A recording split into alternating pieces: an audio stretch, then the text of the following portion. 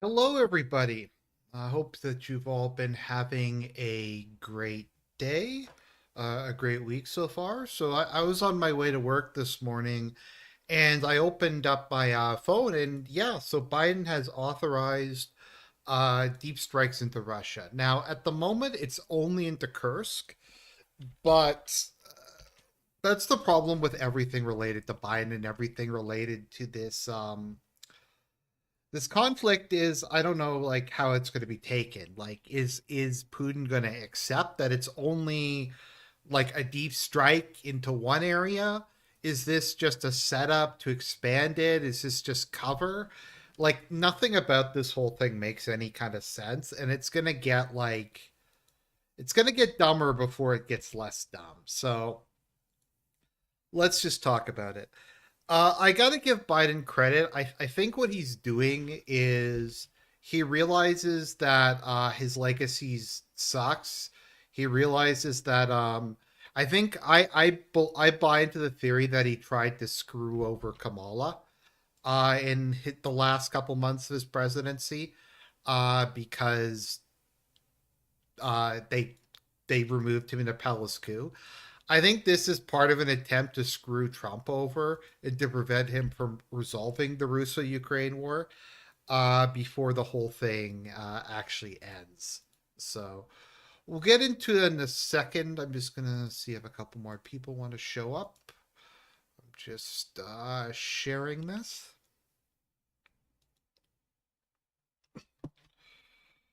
Okay, where are we? Okay, shorts remixing. Yeah, let's give this a second.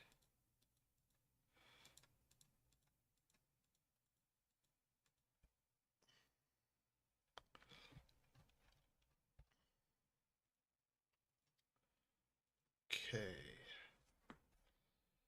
Biden strikes.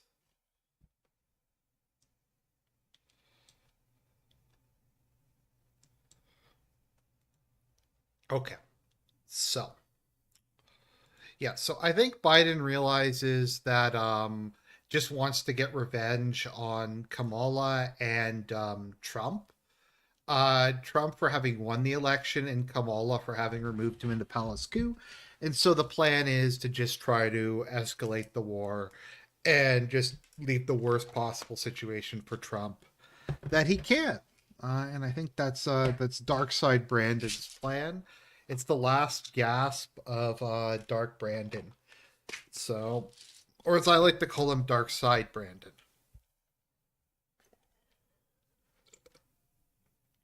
So let's take a look at a article from far right pro-Russia news source CBS and see what they have to say about the situation. President Biden has given the okay to lift restrictions that will allow Ukraine to use U.S. provided long range weapons to strike deep inside Russian territory. Um, a U.S. official confirmed on CBS News on Sunday. The move is a significant change in U.S. policy in the ongoing Russo-Ukraine conflict. The easing of restrictions would allow them to use ATACMS to hit targets inside Russia. This move also comes as some 10,000 North Korean troops were sent to Kursk to help retake Russian territory. I will go through all this in more detail in a minute because there's a lot of stuff to be said about all this. Let's see here. White House declined to comment. Let's see here. Zelensky said Kiev would like to end the war with Russia next year through diplomatic means. So yeah, have been requested for Zelensky and many of his Western supporters have been requesting to use U.S. weapons to hit Russian military targets far from its borders, says the U.S. Saying the U.S. ban has made it impossible for Ukraine to try to stop Russian attacks on its cities and electrical grids. Um, so let's get into this. Let's get into this. So this is something, and I even saw when I posted this morning. Actually, first before we get into it, we're going to do something keynote. So Biden's last stint in office and him doing this, it reminds me of this scene kind of from Babylon 5. And any opportunity I have to play clips from Babylon 5, I will. So let's just watch this and I'll get a copyright strike.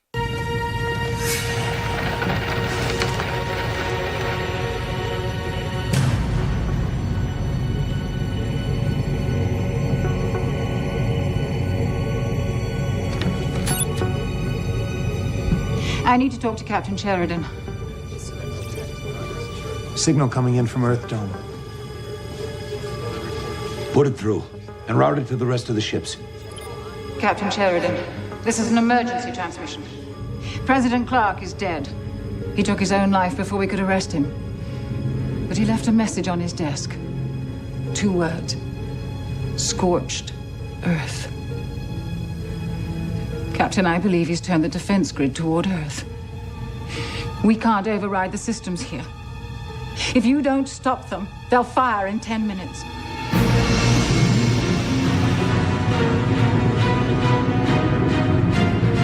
Anyways. Okay, so let's talk about this whole thing. So this has been an ongoing discussion for like the last year or so.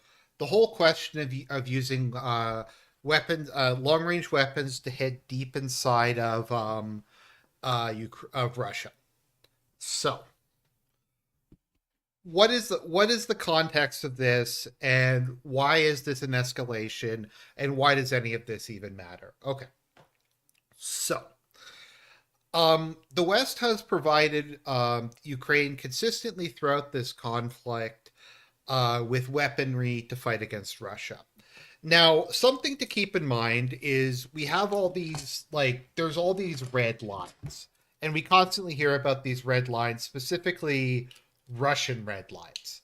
And that these are things where if the West does something, Russia's going to consider an escalation, and Russia's going to act, and it's going to lead to World War III or something to that effect.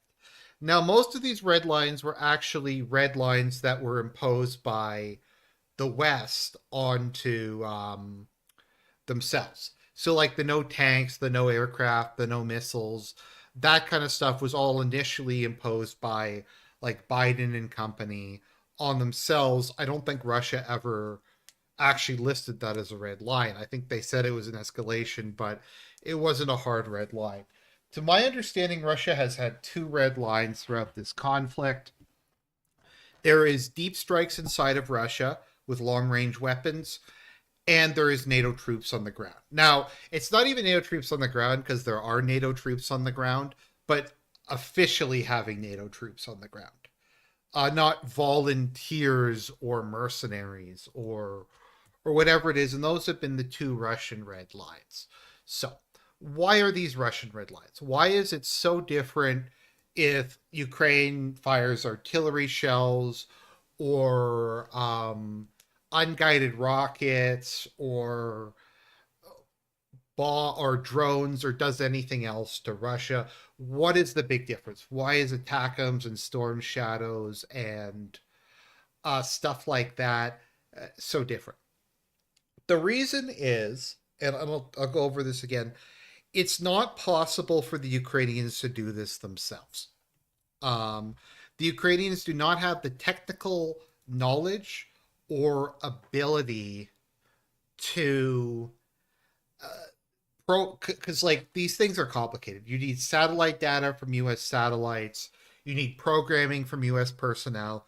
Basically, there's a difference, at least to the Russians, between giving the Ukrainians artillery shells and artillery guns, and then the Ukrainians use those to fire at the Russians, and US Army soldiers going into Ukraine and firing long-range missiles into Russia. Now, you might say that that is basically the same thing, but they see a distinction between the two of them. So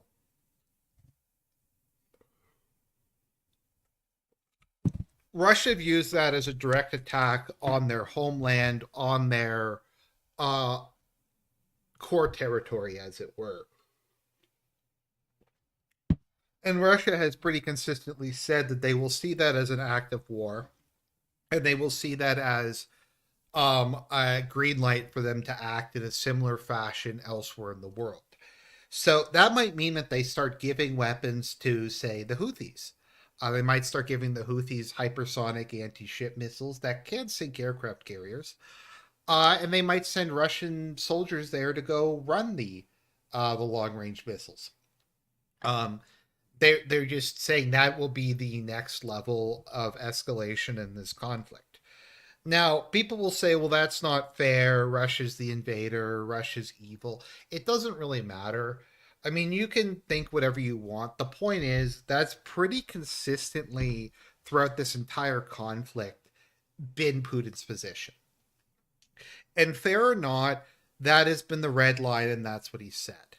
Now, we've made up all these fake red lines to try to create this narrative that Putin just bluffs constantly.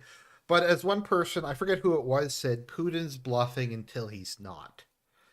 And there's this attitude in the upper echelons of NATO that Putin's never going to do anything. That he's just going to threaten, that he's just going to bluster, but he will never make any real effort against the U.S. He will never make any real effort to try to stop the U.S.'s intervention. But he said repeatedly that this is an act of war, that Russia will do something to get revenge. So what Biden has done is, to my understanding, at the moment, it's only in Kursk region. Now, I don't really. Okay, let's take a look at. It's not even a deep strike then. Okay, so let's see here. Deep state. Like, that's how I don't know. This whole thing is. We'll get into why this is retarded in a minute. So if we look at the Kursk salient, I think that's the Kursk salient. Where's the Kursk? Yeah. And this is deep state UA, so they massively. There's also a concern that Western cruise ballistic missiles could have nuclear warheads mixed in. Yes, also Russia is concerned that Ukraine will use these missiles to hit nuclear power plants, which I guess the Americans would have to do it, but the Russians think the Americans are crazy. So yeah, so it's going to be hitting territory within the Kursk Oblast. Is what they're looking at the moment. Although once again, it's this tiny salient is not particularly big, and this is deep state UA, and it's actually much smaller than this. But the point is, they're being authorized. So the claim, and this is the claim that like Boris Johnson and Biden, and actually I don't know about Biden, but Milley, I think, and all these guys have been making, is if you just allowed Ukraine to fire missiles deep inside of Russia, that would somehow change the whole course of the war. And I saw people say that today. We have to give Ukraine the weapons it needs to defend itself. We have to take the handcuffs off. But like the thing is, and this is something that's very frustrating about this war, and this is something that comes in from the generals and from the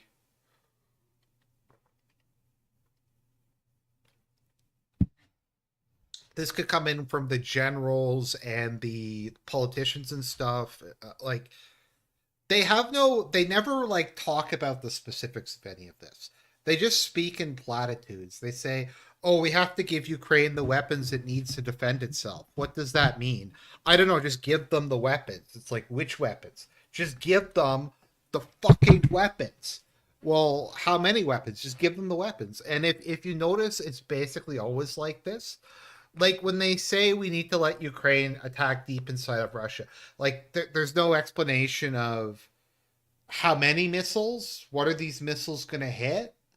How is this actually going to change the course of the war? I've never seen any of that actually laid out in any detail.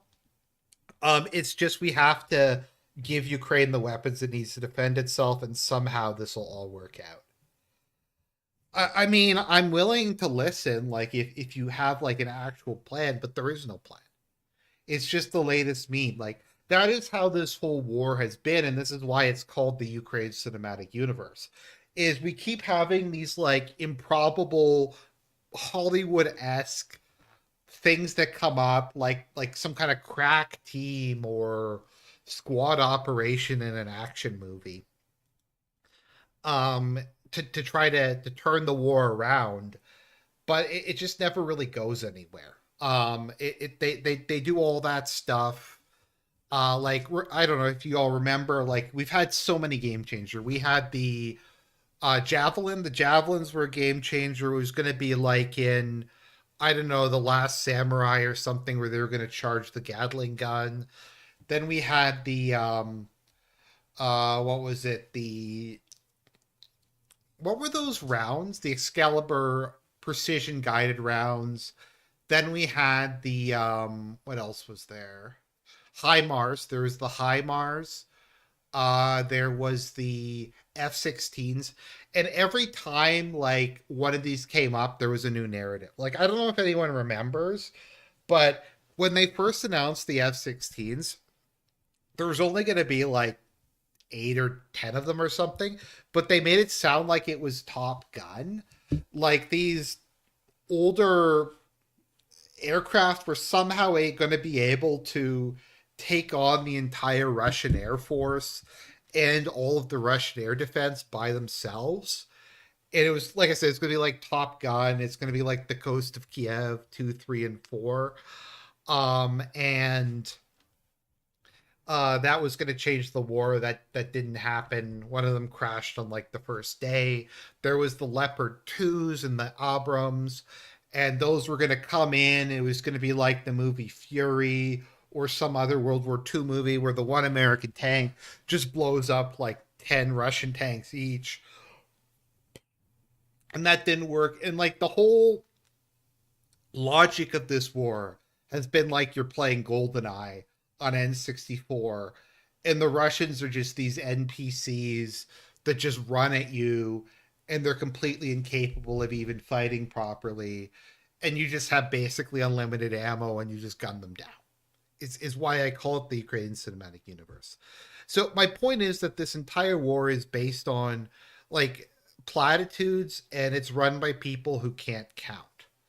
And we've gone through this many times. We've looked at shell production numbers. We've looked at, like, once again, it's the Patriot thing. It's like you just have to give the Ukrainians air defense missiles, and it's like, which air defense missiles? Just give them the air defense missiles. Well, which air ones? Just give them. Like, well, how many? Just give them all the ones that they need. Well, how many is that? Well, just give them what they need, and then you go like, but they only make 500 Patriot missiles a year. Russia fires like what, 2-3 thousand, like thousands of missiles a month, and it takes multiple interceptor missiles to shoot down one. Even if all of them were given to Ukraine, it might stop like most of the Russian missiles in 1 week. But like it's people don't give that context. They just scream that we have to give Ukraine air defense. Like the physical possibility and like the physical realities of it are just completely a non-issue.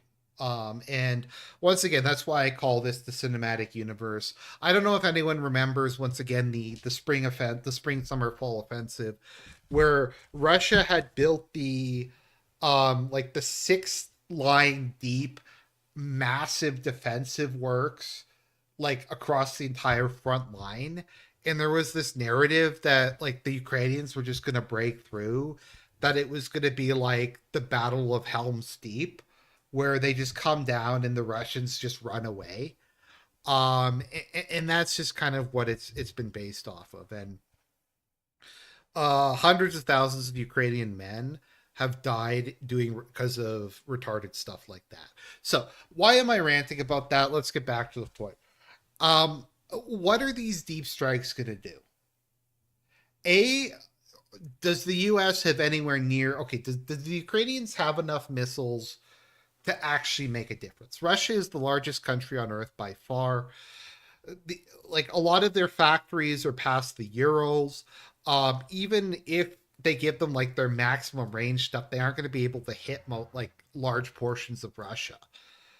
So let's say they have like, I don't know, 1,000 long range missiles, and they hit a couple targets, they blow up a couple air bases or oil factories, refineries, or something.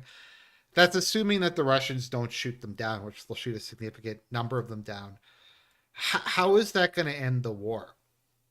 Like a couple hundred missiles will hit random targets in Russia, and then Russia will just give up and go home.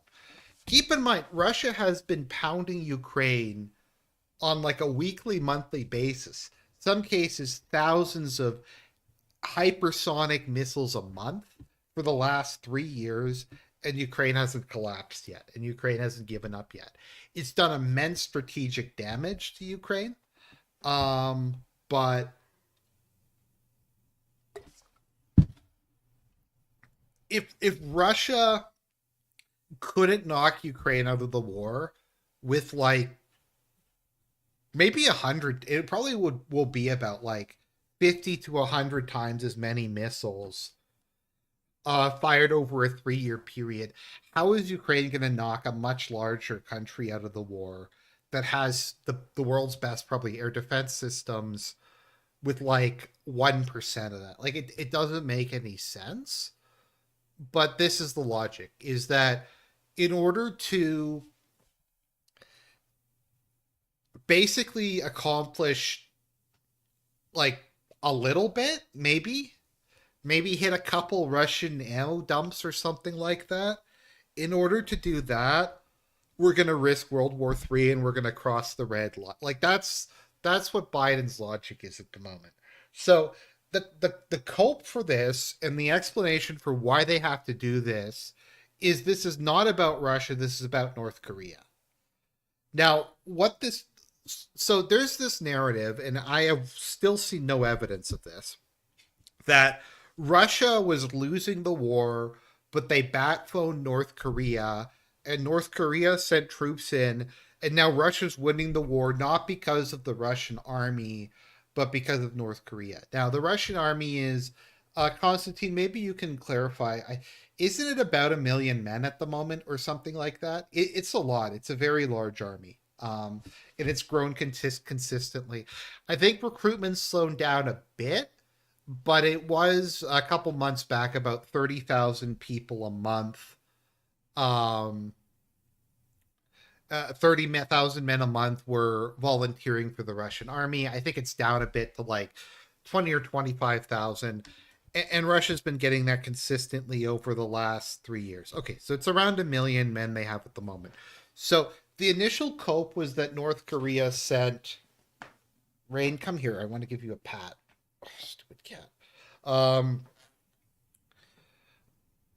That the North Korea sent 5,000 dudes. So there was like 5,000 dudes, and it wasn't the million Russians, it was the 5,000 North Koreans. Now, I thought North Korea was like a one man psycho state that was completely incompetent, wherein the population was so malnourished they weren't able to even like lift a rifle.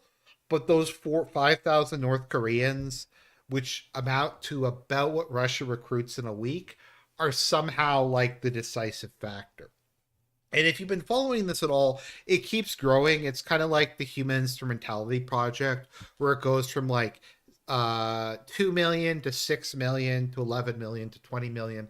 It goes from like 5,000 North Koreans to like 20,000 North Koreans. I think we're at 50,000 now. I have yet to see any actual evidence that North Koreans are fighting on the front lines. Now, are there North Koreans in Russia? Yes. Russia and North Korea have had good relations for years. They recently signed a defense agreement. So yeah, there are North Korean soldiers inside of Russia. They were spotted in eastern Russia. Now, were they there to fight in the Russo-Ukraine war? I don't know. They, as far as from what I have heard, they were there for training. Now, this is very common among allied countries to send people to send like detachments from your army to go train with another army, to get the experience of how they do things, to learn different tactics and stuff like that. So there's nothing really weird about North Korea sending a couple thousand soldiers to Russia to train to for military cooperation. I mean, America and Canada do that all the time. Germany, France, all the NATO countries do that all the time. I'm sure like Russia and India and lots of countries do that. So the fact that there are North Korean soldiers inside of Russia doesn't mean they're fighting on the front lines. Now, once again, the only evidence, and I covered this a while back, that North Korean soldiers are fighting on the front lines is Ukrainian intelligence officials. Basically, that's the only evidence we have is the anonymous officials within the. I think there is most of them were anonymous. It was like just random high level Ukrainian officials who won't go on the record said there was 50,000 North Koreans there. I think there was the evidence was that there are some Asiatic looking soldiers they came across, and there's lots of East Asians in Russia. I mean, there's not like it's not a huge proportion of the population, but there's millions of people of like Mongolic heritage who look kind of similar to North Koreans, uh, like from the Far East. But as I like to say, the source it was an anonymous source within the Ukrainian government whose name was Troust M. Brow. Troust M. Brow, who just said, "Look, there's North Koreans there." Um, yeah, I know Russian has people of Korean heritage. I just don't think there's very many of them. Uh,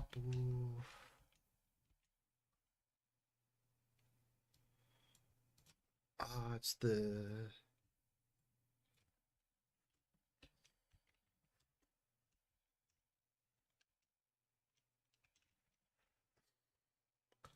trying to remember how you spell it.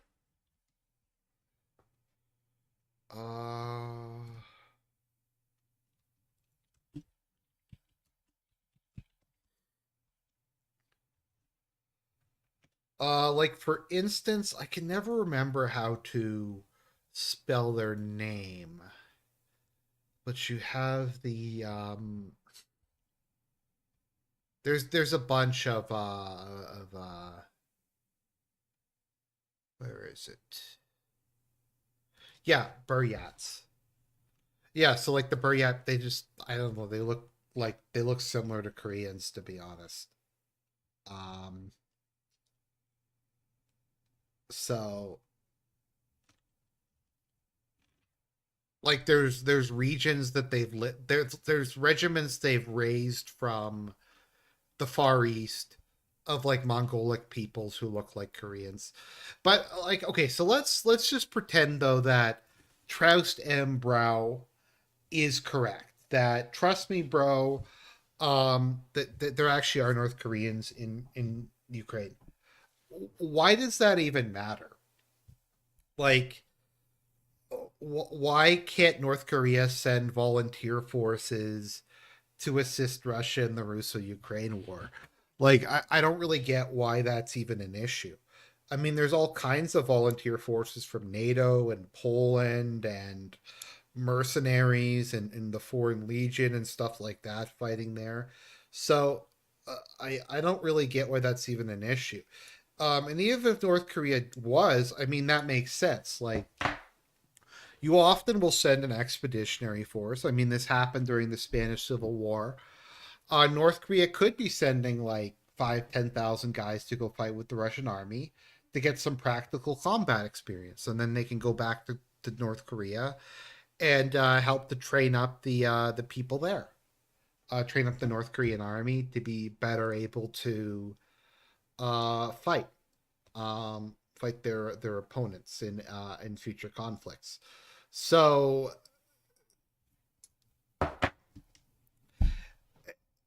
and okay, sorry if I'm kind of, this whole thing is just really complicated. Okay, so the point is, I bring up the North Koreans is the logic is that if they authorize these deep strikes into Russia, this will stop North Korea from joining the conflict. I don't know if you guys have seen this. Um,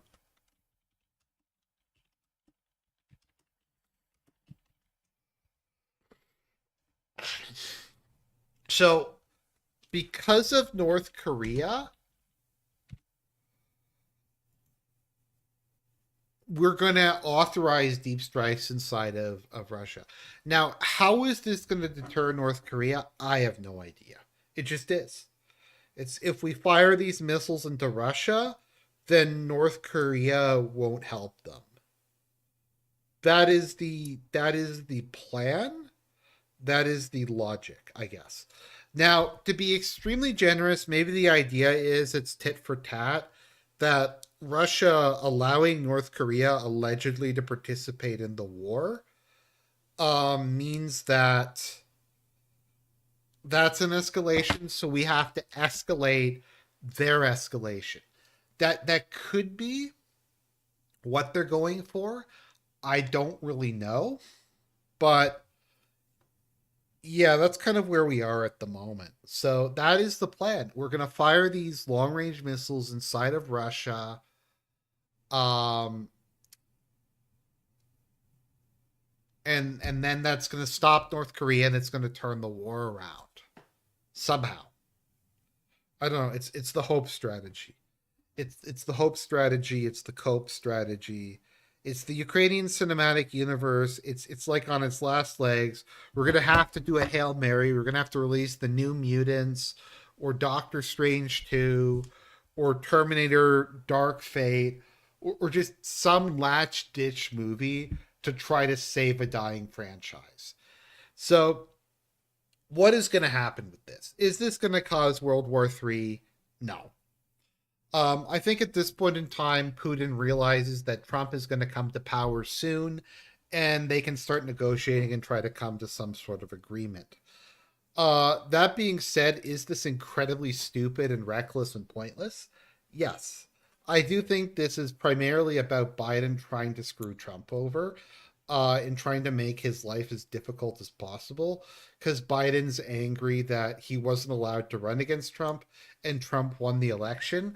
So he is just trying to get revenge on as many people he can on his way out, be it Kamala or Trump. And I think that's the reason. It could also be that all of those the people who surround him who support Project Ukraine want to try to escalate the war and get it to a point that Trump can't fix it.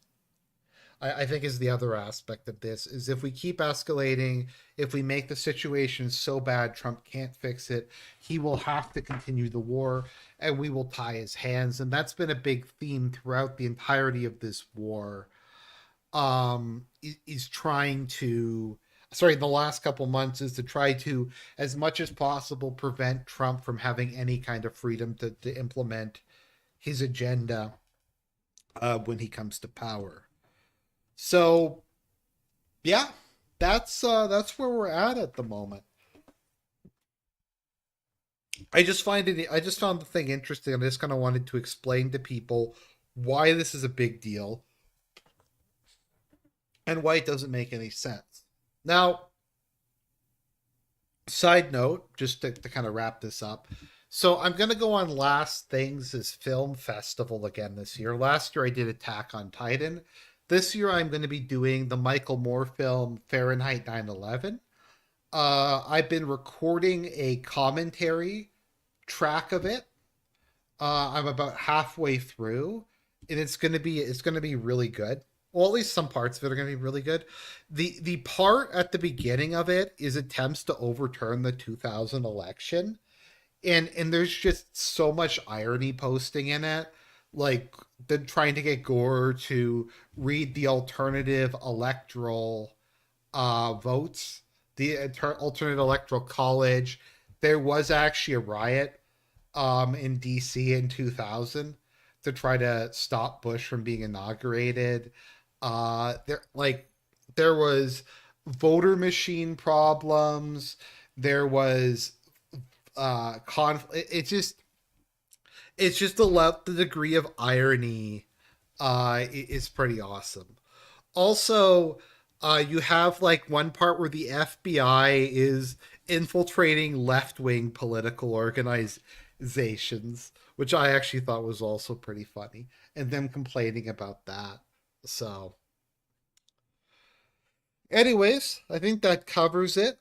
God bless everybody.